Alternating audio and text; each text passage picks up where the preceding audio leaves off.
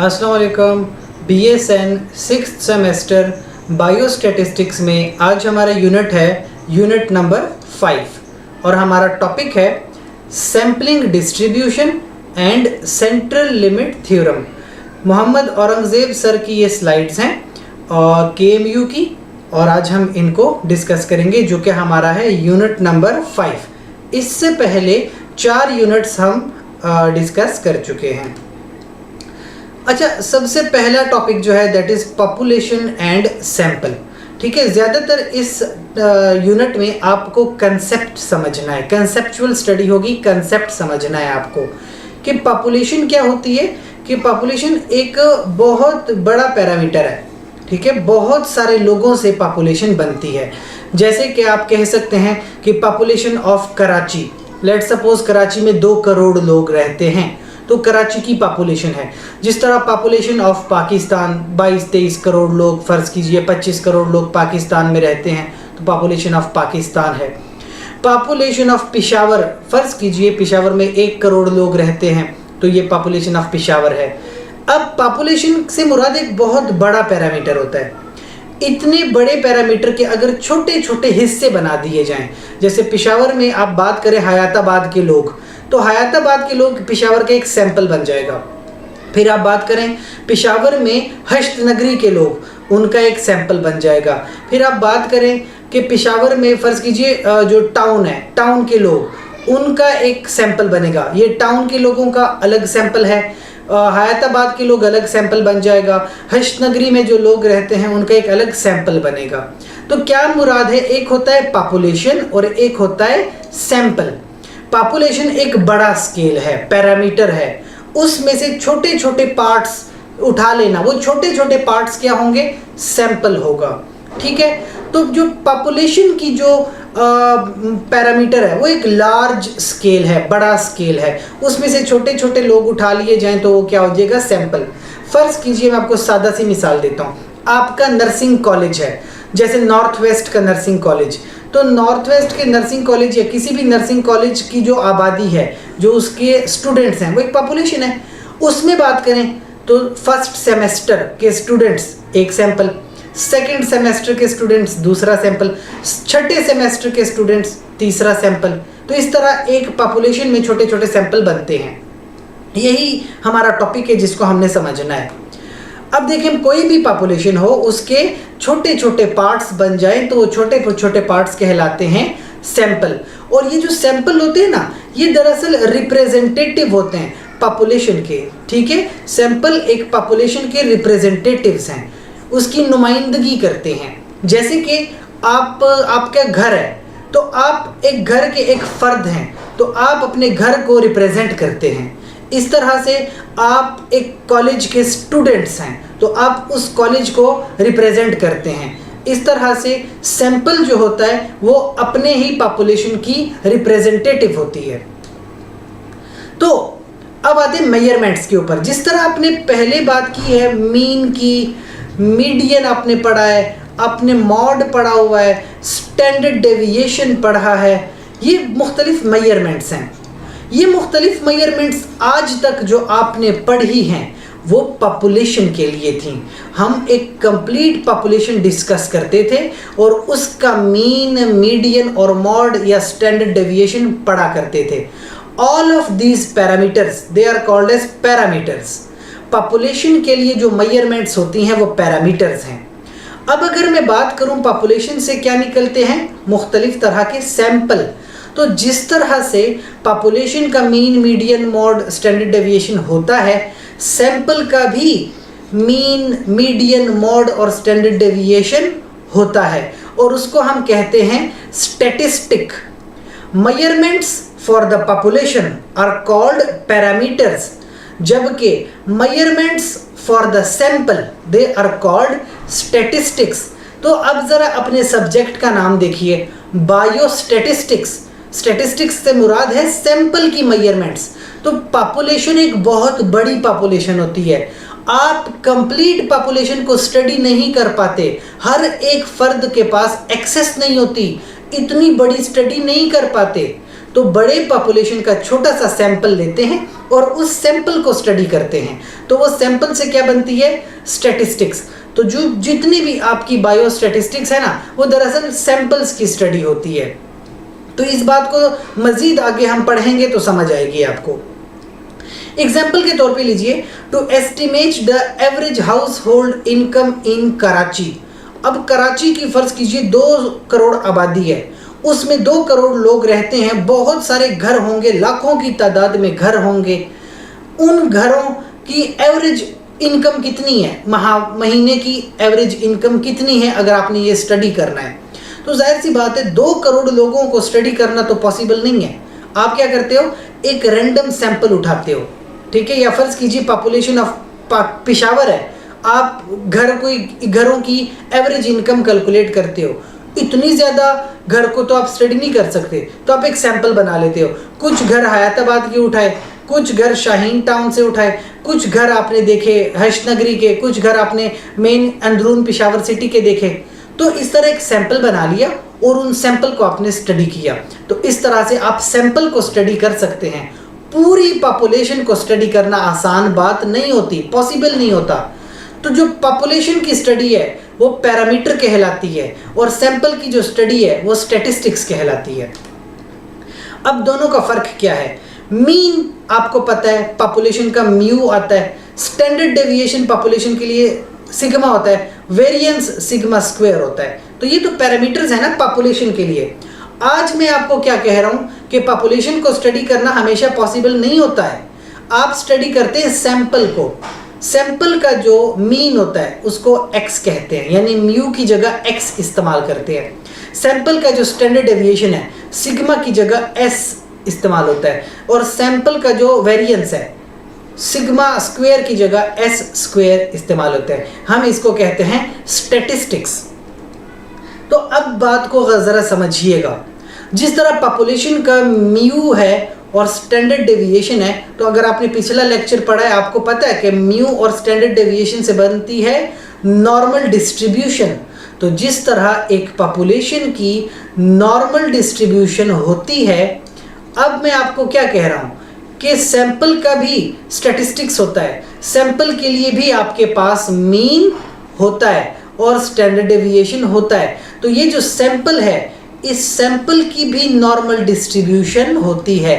जिस तरह पॉपुलेशन के लिए नॉर्मल डिस्ट्रीब्यूशन है, इस तरह सैंपल्स के लिए भी नॉर्मल डिस्ट्रीब्यूशन होती है। हम उसको कहते हैं सैंपलिंग डिस्ट्रीब्यूशन। उसको क्या कहते हैं?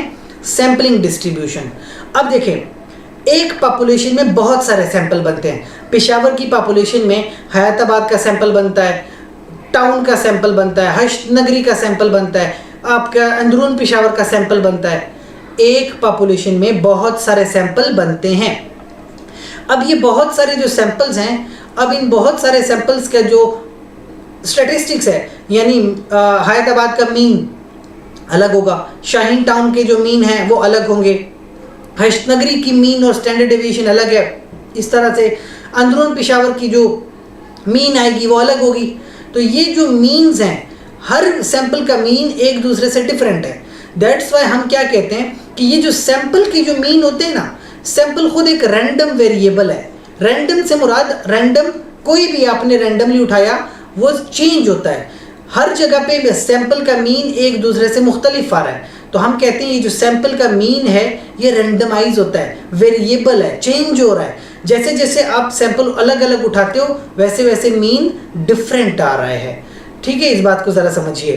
तो मैं क्या कह रहा हूँ, पॉपुलेशन की भी नॉर्मल डिस्ट्रीब्यूशन है और उसी पॉपुलेशन से आपने मुख्तलिफ सैंपल्स उठाए, उनकी भी डिस्ट्रीब्यूशन होगी और वो भी क्या होगी?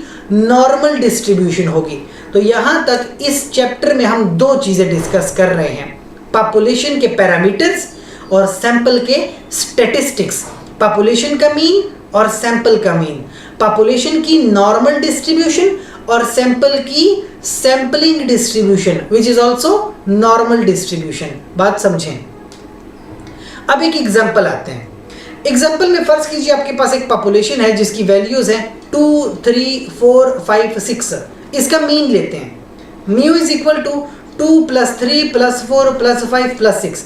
कितनी एंटिटीज हैं? 1, 2, 3, 4, 5। तो इन सबको ऐड करें, 5 पे डिवाइड करें, आंसर आएगा आपके पास 4। ये आंसर है। This is the population of mean of the population. Mean आपने पॉपुलेशन का लिया। अब इसी डिजिट्स के अगर आप सैंपल्स बना लें, क्या बना लें? सैंपल, यानी 2 3 4 है ना, फर्ज कीजिए अब 2 और 3 का एक सैंपल बनाते हैं। 2 और 3 एक सैंपल हो गया, फिर 2 और 4 एक दूसरा सैंपल, फिर 2 को आप 5 के साथ मिलाएं, 2 और 5, और इसी तरह 2 को आप 6 के साथ मिला लें, 2 और 6, ये कुछ सैंपल्स बने। अब 3 और 4 ये सैंपल बना, 3 और 5 ये सैंपल बन गया, 3 और 6 ये भी एक सैंपल बनता है। इस तरह से 4 और 5 सैंपल बनता है, 4 और 6 एक अलग सैंपल बन गया। इस तरह 5 और 6 ये एक अलग सैंपल बना। तो टोटल कितने हो गए? 1 2 3 4 5 6 7 8 9 10, टोटल 10 सैंपल्स बन जाते हैं। अगर आप ऐसा करें कि इन तमाम जो आपने सैंपल बनाए हैं, इन तमाम का आपस में मीन ले लें, यानी आप क्या कीजिए कि 2 और 3 का मीन लें तो 2.5 आएगा, 2 और 4 का मीन ले लें तो 3 आ जाएगा, 2 और 5 का मीन लें 3.5 आएगा। ये कैसे आप ले रहे हैं? यानी 2 और 3 है ना, तो आप क्या करें? 2 + 3 डिवाइड बाय 1 और 2, 2, तो 2 + 3 5, 5 divide by 2 is equal to 2.5। तो ये देखें 2.5 आया हुआ है। इसी तरह आप ये वाला देख लें 3 6, यानी 3 + 6 डिवाइड बाय 2, तो 3 × 6 9, 9 divide by 2 is equals to 4.5। तो देख लें 4.5। इस तरह ये तमाम वैल्यूज आई। इन तमाम वैल्यूज को आपस में ऐड कर लें और 10 पे डिवाइड कर लें, तो आपको पता चलेगा कि उसका जवाब भी 4 आता है। ज़रा सा याद कीजिए, पॉपुलेशन का मीन पिछली स्लाइड पे आपने देखा 4 है, और जब आपने उसी पॉपुलेशन के बहुत सारे सैंपल्स बनाए जितने बन सकते थे, उन सब को आपस में ऐड करके मीन कैलकुलेट किया तो वो भी 4 आंसर देता है। इससे क्या मतलब हुआ कि पॉपुलेशन का मीन और सैंपल का मीन आपस में बराबर होते हैं। यानी आप एक पूरी पॉपुलेशन का मीन लें, उसका जो आंसर है, और सैंपल का मीन लें, उसका जो आंसर है, वो दोनों आपस में इक्वल होते हैं। यानी वो सैंपल अपने ही पॉपुलेशन की रिप्रेजेंटेटिव है, दोनों के मीन आपस में बराबर आएंगे। ये अभी आपने प्रूव किया इस स्लाइड में। अब आप इस बात को जरा देखिए, इसकी डिस्ट्रीब्यूशन, सैंपलिंग डिस्ट्रीब्यूशन। डिस्ट्रीब्यूशन तो आपको पता है ना, नॉर्मल डिस्ट्रीब्यूशन कैसे होती है कि बीच में आप एक लाइन खींचोगे, वो क्या होगी? मीन की। मीन कितना आपके पास आया? 4, ठीक है, तो मीन तो 4 आ गया। अब आप देखिए 4 के करीब करीब 3.5, तो ये 3.5 आ गया ऐसे। उसके बाद आपके पास है 3.3, ये 3 आ गया इधर। उससे कम आपके पास क्या आता है? 3 से कम फिर 2.5 है, ये इधर आ गया 2.5। इसी तरह आप अगर इधर देखें तो जो 4 से बड़े हैं 4.5, 4.5 इधर आ गया, फिर उससे बड़ा 5 है तो ये 5 इधर आ गया, फिर उससे बड़ा 5.5 है, वो इधर आ गया, ठीक है। अब देखें 2.5 एक बार आया हुआ है तो आपने एक ही बार लगाया, ठीक है जी। अब आप देखें 3, वो भी एक ही बार आया है तो आपने 1 बार लगा दिए यहाँ पे। 3.5 कितनी बार आया है? 2 बार, तो आपने क्या किया? इस तरह एक बार और इस तरह से दूसरा बार, 2 बार लगा दी, सही है। उसके बाद 4 भी 2 बार आया हुआ है, आपने क्या किया? 4 को भी इस तरह 2 टाइम्स लिखा कि 4 इस डाटा में 2 बार आ चुका है। और फिर अगर आप देखें जो 4.5 है वो भी 2 बार है, तो इस तरह एक बार आपने लगाई और इस तरह दूसरी बार आपने लगाई, ये आप हिस्टोग्राम बना रहे हो। और फिर आपने देखा जो 5 है, 5 एक बार आ चुका है तो आपने इस तरह से एक लगा दिया, और 5.5 भी एक बार आ चुका है तो इस तरह एक बार लगा दिया। अब अगर आप इनकी टिप्स को अटैच करें, यानी ये इस तरह से बनता है, ये कुछ कर्व ऐसे आता है। अगर आप इस कर्व को ज़रा गौर से देखिए कि ये कुछ इस तरह से बन रहा है, बिल्कुल जिस तरह नॉर्मल डिस्ट्रीब्यूशन होती है ना, बिल्कुल सेम नॉर्मल डिस्ट्रीब्यूशन बन रही है। मैं आपको शुरुआत से क्या कह रहा हूँ, पॉपुलेशन की जो डिस्ट्रीब्यूशन है वो नॉर्मल डिस्ट्रीब्यूशन है। यहाँ सैंपल्स को देख लीजिए, आपने खुद सैंपल्स को डिस्ट्रीब्यूट किया और देखा है कि सैंपल की डिस्ट्रीब्यूशन भी बिल्कुल नॉर्मल डिस्ट्रीब्यूशन की तरह होती है।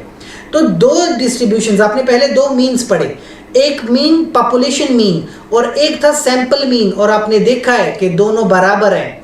अब आपने दूसरी बात क्या पढ़ी, जो पॉपुलेशन की डिस्ट्रीब्यूशन है वो भी नॉर्मल डिस्ट्रीब्यूशन है, जबकि जो सैंपल की डिस्ट्रीब्यूशन है वो भी बिल्कुल नॉर्मल डिस्ट्रीब्यूशन है। इस स्लाइड पे आपको प्रूफ हो रही है ये बात।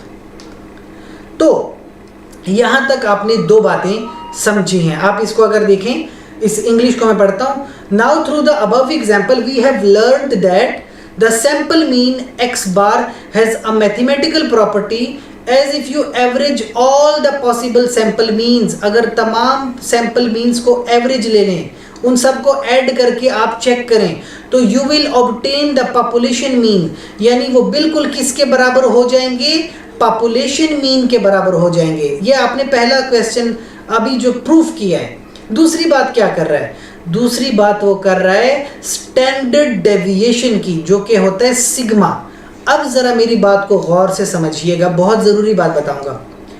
आपको पॉपुलेशन की डिस्ट्रीब्यूशन का पता है कि पॉपुलेशन नॉर्मली डिस्ट्रीब्यूटेड है, यानी इस रेंज से इस रेंज तक ये सारी पॉपुलेशन स्प्रेड है। द स्प्रेड ऑफ पॉपुलेशन क्या है, इस रेंज से इस रेंज तक, we call it sigma.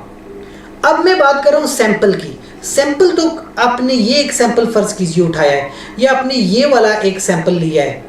Sample क्या होता है, सैंपल का मीन पॉपुलेशन मीन के इक्वल है, आपने ये बात प्रूफ कर दी। लेकिन एक सैंपल की डिस्ट्रीब्यूशन कितनी है, अगर ये डिस्ट्रीब्यूशंस देखते हैं तो ये distributions total is equal to number of samples है, नंबर ऑफ सैंपल्स, और नंबर ऑफ सैंपल डिनोट होती है n से।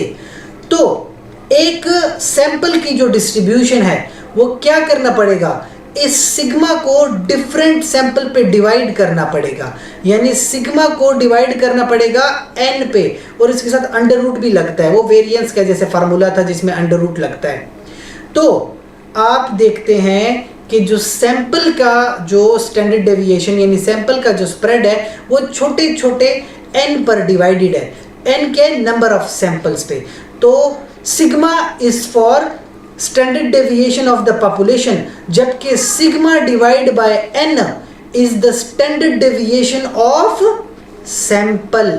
सिग्मा किसके बराबर है, sigma is the standard deviation किसका, पॉपुलेशन का, जबकि sigma divide by n standard deviation है x बार का। ये सिग्मा x बार छोटा सा लिखा हुआ है, sigma of the mean, sigma of the mean of sample. Sigma of the sample denote होता है सिग्मा s बार, या आप सादा s लिख लें, सादा सा s आप लिखेंगे, उसका भी मुराद क्या है, s का मुराद है स्टैंडर्ड डेविएशन ऑफ सैंपल। तो इस बात को ज़रा समझिए। मैं आपको एक वाइट बैकग्राउंड में फिर से ये बात समझाता हूँ कि आपको क्लियर हो कि मैं क्या कहना चाह रहा हूँ।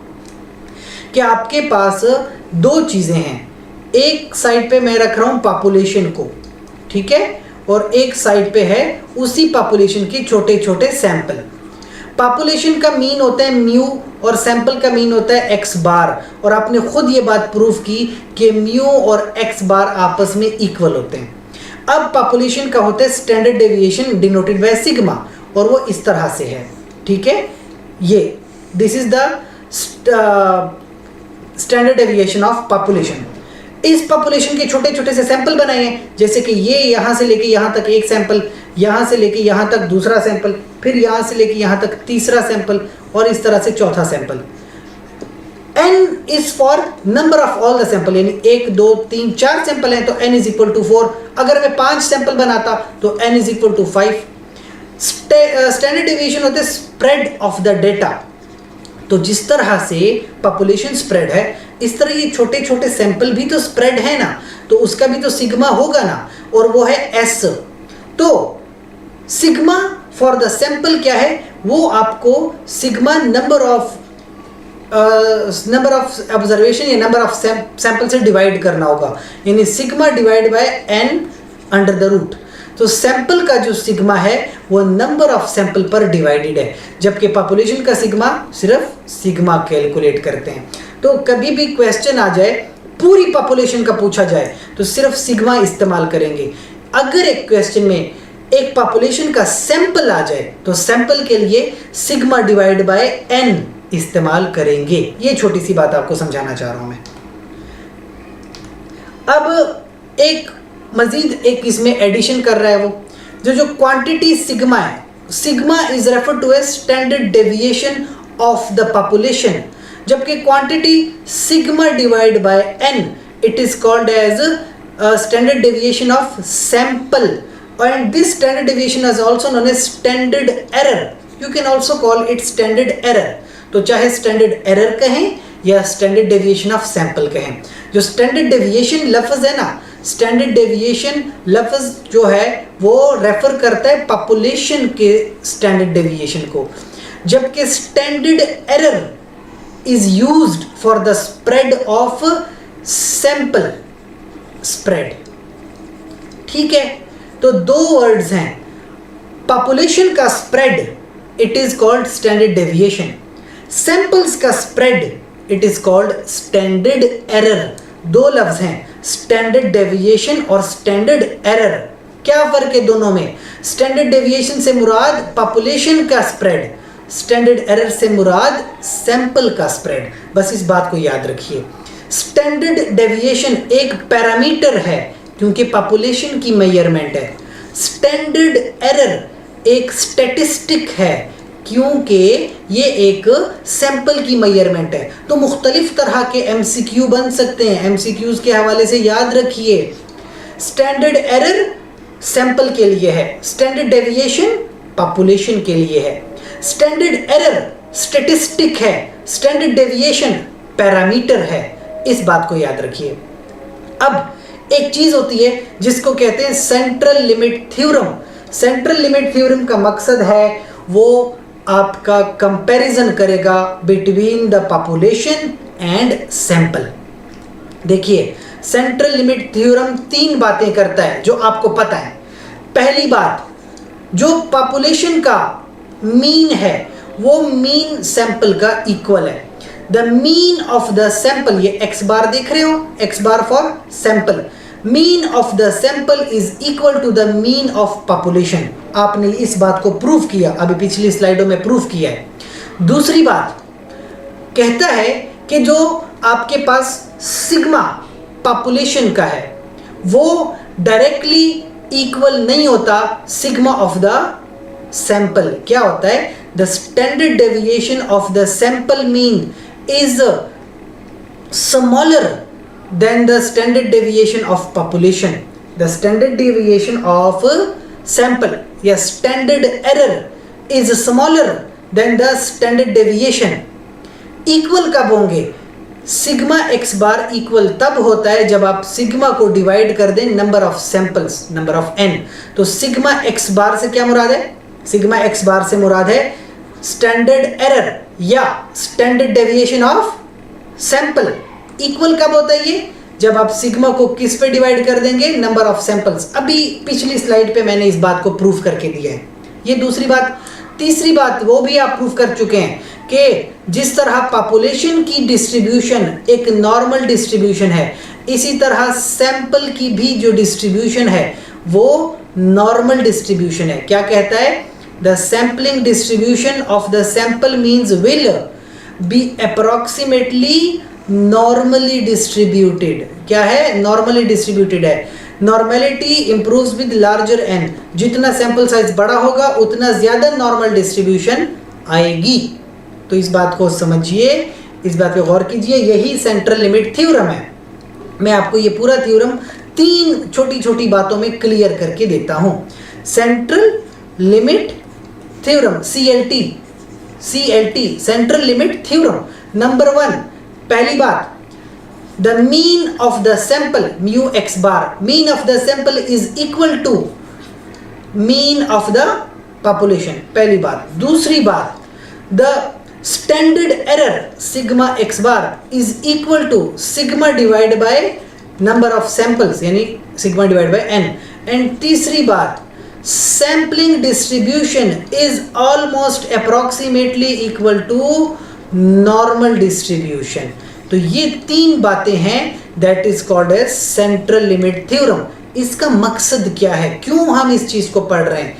हम ये साबित करना चाह रहे हैं कि जो पॉपुलेशन है और सैंपल है, ये दोनों आपस में, सैंपल इसी पॉपुलेशन का रिप्रेजेंटेटिव है, इसी पॉपुलेशन से सैंपल उठाया गया और इसी पॉपुलेशन का वो रिप्रेजेंटेटिव है, क्योंकि इसका मीन इसके बराबर है अगर आप तमाम का एवरेज ले लें, इसका स्टैंडर्ड डेविएशन तकरीबन इसके बराबर होता है अगर नंबर ऑफ सैंपल पे डिवाइड कर दें, इस सैंपल की डिस्ट्रीब्यूशन पॉपुलेशन डिस्ट्रीब्यूशन के बराबर है, दोनों ही नॉर्मली डिस्ट्रीब्यूटेड है।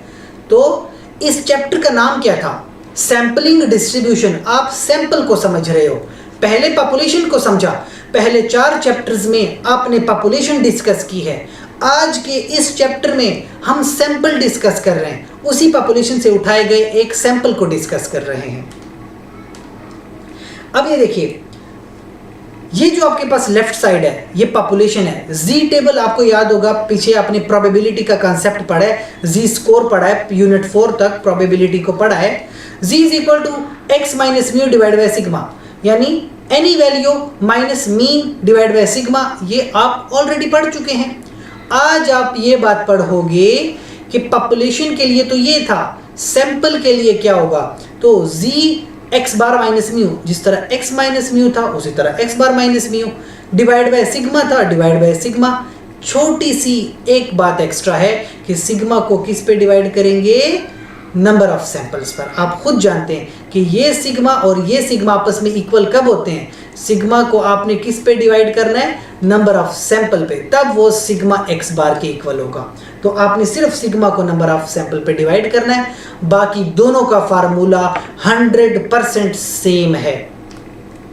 अब मैं आपको एक एग्जांपल देता हूं, पहले आप एग्जांपल समझिए पॉपुलेशन के लिए, उसके बाद यही एग्जांपल हम डिस्कस करेंगे सैंपल के लिए, ठीक है? अभी मैं बात करूंगा पॉपुलेशन के लिए। एक एग्जांपल है, कहते हैं सपोज कीजिए हीमोग्लोबिन लेवल HB लेवल देखते हैं हम एडल्ट्स में, एडल्ट की पॉपुलेशन, एडल्ट्स यानी कि जो 18 साल से बड़े हैं, एडल्ट्स। अब एडल्ट्स में आप क्या चेक करते हो? Haemoglobin level. कहते हैं उसका मीन क्या है? मीन है 12.7 और स्टैंडर्ड डेविएशन है 2.8, यानी एक बहुत बड़ी पॉपुलेशन है। एडल्ट्स तो करोड़ों में है, करोड़ों में है, उनका कहते हैं मीन HB कितना है? 12.7 और हीमोग्लोबिन डेविएशन कितनी है? 2.8, यानी आपने 2.8 माइनस और 2.8 प्लस करना है, फिर माइनस फिर प्लस करना है, इस तरह से। Standard deviation is 2.8। कहते हैं what proportion of adults would you expect to have HB between 10 and 13? Mean है 12, कहता है कि 10 और 13 इन दोनों के बिटवीन कितने लोग आ सकते हैं? क्या प्रोपोर्शन होगा? पॉपुलेशन में से कितने लोग 10 और 13 के बीच में फॉल करेंगे? ये आप मुझे प्रोबेबिलिटी दीजिए। तो सादा सी बात है, आप 10 के लिए जी स्कोर निकालें, 13 के लिए जी स्कोर निकालें, दोनों को ऐड कर दें, आपका जवाब आ जाएगा। तो जी स्कोर फॉर 10 पहले कैलकुलेट कीजिए। 10, अच्छा फार्मूला तो याद है, x minus mu divide by sigma, x minus mu divide by sigma. तो पहले x की जगह 10 लिखेंगे, म्यू आपको पता है 12.7 है और सिग्मा कितना है? 2.8 है। तो 10 माइनस 12.7 डिवाइड बाय 2.8 और 13 माइनस 12.7 डिवाइड बाय 2.8, इसका आंसर आएगा 0.96, इसका आंसर आएगा 0.10। तो आपने क्या करना है? 0.96 को चेक करेंगे जी टेबल में और 0.10 को भी चेक करेंगे जी टेबल में। इस माइनस के साइन पे ध्यान न दीजिए, माइनस का मतलब बिलो द मीन और प्लस का मतलब अबव द मीन। तो देखिए आप 0.10 का स्कोर देखें, 0.0398, 0.0398 ये आ गया आपके पास Z स्कोर फॉर 0.1। आप देखें 0.96 था, तो 0.96 तक आ जाएं, 0.96 ये 0.3315, 0.3315। आपने क्या करना है? इस दोनों वैल्यूज को आपस में ऐड कर लेना है, ठीक है? तो 0.3315, 0.0398 इन दोनों को ऐड करेंगे तो 0.3713 आएगा। 100 से मल्टीप्लाई करेंगे तो देखें ये पॉइंट इधर आ जाएगा, 37.13% आंसर है। तो क्या मतलब 10 और 13 के इन बिटवीन 37% लोग आते हैं। हीमोग्लोबिन 10 और 13 के बिटवीन कितने लोग हैं? 37% लोग हैं जिनका हीमोग्लोबिन 10 और 13 के बीच में आएगा। वही एग्जाम्पल अब हम सॉल्व करेंगे सैंपल के लिए। पहले था पॉपुलेशन, पॉपुलेशन में तो बहुत सारे लोग आते हैं। उसी पॉपुलेशन में अगर क्या करें, रैंडमली आप 16 लोग सिलेक्ट करें, यानी क्या हो गया, पॉपुलेशन में से 16 लोगों का सैंपल आ गया। मीन वही 12.7 है, स्टैंडर्ड डेविएशन 2.8 है। सवाल ये है कि वही पॉपुलेशन है, उसमें से 16 लोगों का आपने सैंपल लिया। अब मुझे बता दो कि इन 16 लोगों का हीमोग्लोबिन 10 और 13 के इन बिटवीन आएगा। कितने परसेंट चांसेस हैं, क्या प्रोबेबिलिटी है कि इन 16 लोगों का हीमोग्लोबिन 10 और 13 के इन बिटवीन आएगा? ठीक है, वही फार्मूला इस्तेमाल करेंगे, यानी z score is equal to, पहले क्या था, z score is equal to x minus mu divide by sigma. अब क्या है, x bar minus mu sigma divide by n। क्यों डिवाइड बाय n? क्योंकि अब बात है सैंपल की, और सैंपल में सिग्मा को n पर डिवाइड करते हैं, ये पिछले हम प्रूफ कर चुके हैं।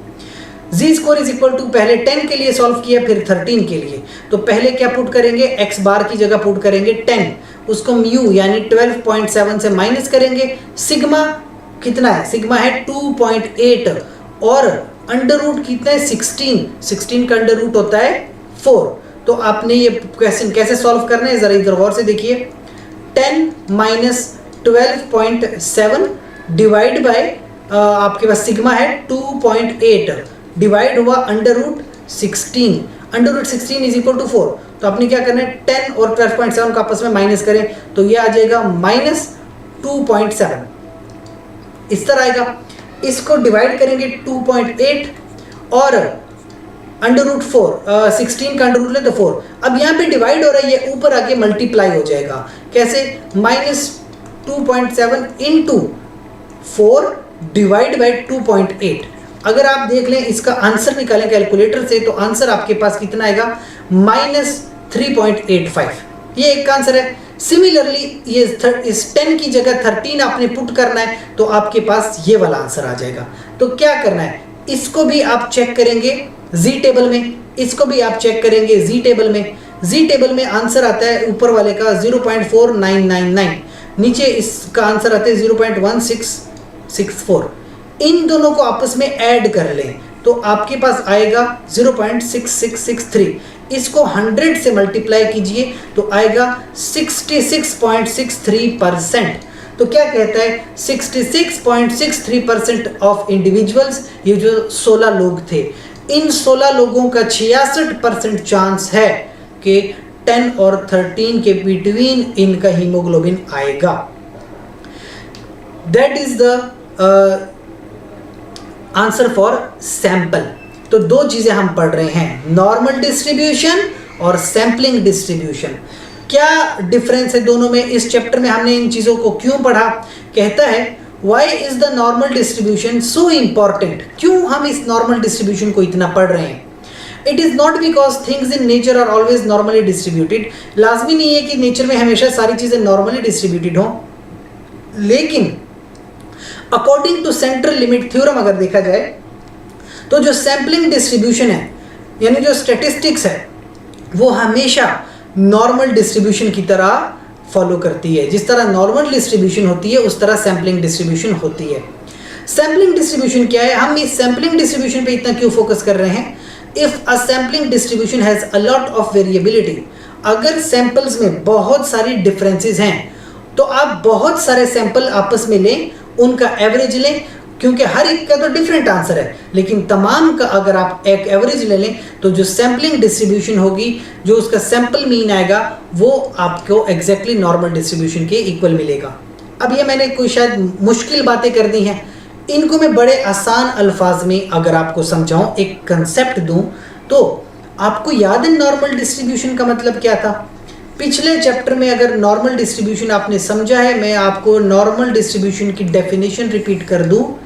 नॉर्मल डिस्ट्रीब्यूशन का मतलब होता है कि मीन के करीब करीब जो वैल्यूज़ हैं उनकी फ्रीक्वेंसी ज़्यादा होती है। जितना मीन से दूर जाएंगे उतनी फ्रीक्वेंसी कम होती जाएगी। जितना मीन के करीब होंगे उतनी फ्रीक्वेंसी ज़्यादा, जितना मीन से दूर जाएंगे उतनी फ्रीक्वेंसी कम होती जाएगी। This is called as normal distribution. तो नॉर्मल डिस्ट्रीब्यूशन का फ़ायदा ये है, आपको एक डाटा के बारे में आइडिया देता है कि मीन के करीब करीब ये डाटा की फ्रीक्वेंसी ज़्यादा और मीन से दूर दूर इस डाटा की फ्रीक्वेंसी कम। तो जब नॉर्मल डिस्ट्रीब्यूशन आपको समझ में आएगा तो आपको पता होगा कि नॉर्मल डिस्ट्रीब्यूशन और सैम्पलिंग डिस्ट्रीब्यूशन दोनों में इक्वल होते हैं। आपको सैंपल के बारे में आइडिया हो जाएगा। एक क्वेश्चन है आपके लिए, ट्यूटोरियल है, पहले तो खुद आप इस क्वेश्चन की ट्राई कीजिए, मैं भी आपको करवा देता हूँ।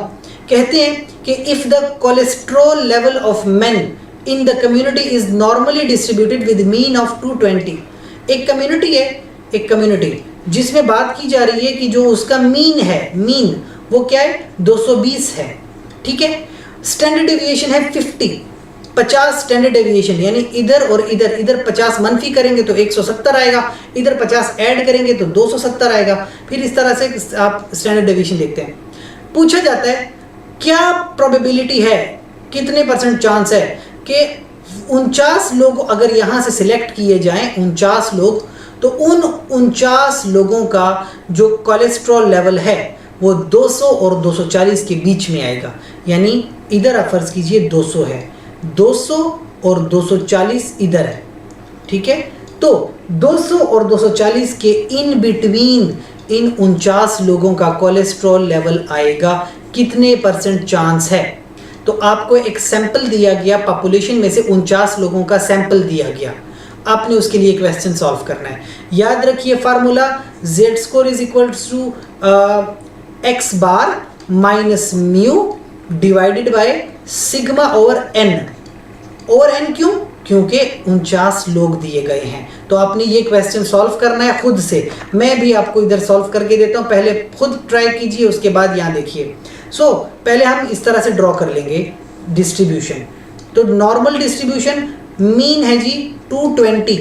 क्वेश्चन पूछा गया आपसे कि 200 और 240 इनके इन बिटवीन 49 लोग हैं, तो 49 लोगों का कितना % चांस है कि इनके इन बिटवीन आएंगे। तो पहले आप क्वेश्चन सॉल्व कीजिए फॉर 200, फिर सॉल्व कीजिए फॉर 220। देखिए मैं दोनों के लिए सॉल्व करके देता हूँ। 200 को कैसे करेंगे, z score is equals to x bar minus mu divided by sigma over n। अब यहाँ पे x आपके पास है 200, एक म्यू जो आपके पास आता है for the sample that is called as 220 divided by sigma कितना है, सिग्मा आपके पास था 50 और अंडर रूट आपके पास है 49, ठीक है। वो अंडर रूट 49 7 के इक्वल होता है। तो 200 में से 220 माइनस कीजिए, -20, अच्छा जी -20, अंडर रूट यहाँ पे आ जाएगा 7 और ऊपर जाके मल्टीप्लाई हो जाता है वो, ठीक है। और नीचे आपके पास है 50। तो 7 इसको आपस में मल्टीप्लाई करें और 50 पे डिवाइड करें, तो 2 और 7 20 और 7 को मल्टीप्लाई करें, 140 -140 डिवाइड बाय 50, ठीक है जी। तो -140 डिवाइड बाय 50 अगर आप करते हैं तो आपके पास इसका एक आंसर आना चाहिए। कैलकुलेट करेंगे, अगर आप 140 को 50 पे डिवाइड करें तो आंसर आएगा -2.8, ठीक है। ये तो आपके पास एक आंसर आया। अब उसके बाद अगर आप देखें, यही क्वेश्चन आप सॉल्व करें 240 के लिए, 240 माइनस 220 डिवाइडेड बाय 50 ओवर 49, ठीक है। तो अब आप देखें 240 से 220 माइनस करें तो यह आ जाएगा 20 मल्टीप्लाई बाय 7 डिवाइडेड बाय 50, तो ये भी है 140 डिवाइड बाय 50, तो यह आएगा तकरीबन 2.8। क्या मुराद हुआ कि इसके लिए भी 2.8 है, इसके लिए भी 2.8 है। जी स्कोर में आप अगर 2.8 को जी टेबल पे चेक करें तो उसका आंसर क्या होता है, 0.4974। तो 2.8 इसके लिए भी क्या है, इसके लिए भी 0.4974 और इसके लिए भी 0.4974। इन दोनों को आपस में ऐड कर लेंगे, इस वैल्यू को और इस वैल्यू को आपस में ऐड कर लीजिए, प्लस कर लीजिए। दोनों को प्लस करेंगे तो आंसर आपके पास आ जाएगा 0.9948। इसको अगर आप 100 से मल्टीप्लाई कर लें तो ये 2 पॉइंट्स इधर आ जाएगा, 99.48%। ये आंसर है। क्या मुराद हुआ? 99.48% चांस है कि ये 49 लोगों का जो आपके पास कोलेस्ट्रॉल लेवल है वो 200 और 240 के इन बिटवीन आएगा। ये इसका आंसर है। तो that was all for this chapter. अगर आपको कोई बात समझ नहीं आई हो या आपने रिपीट करवाना हो तो कमेंट सेक्शन में कीजिए। अब तक आपके पास बायोस्टैट्स के 5 यूनिट कवर होके अपलोड हो चुके हैं। That's all for today. Thank you.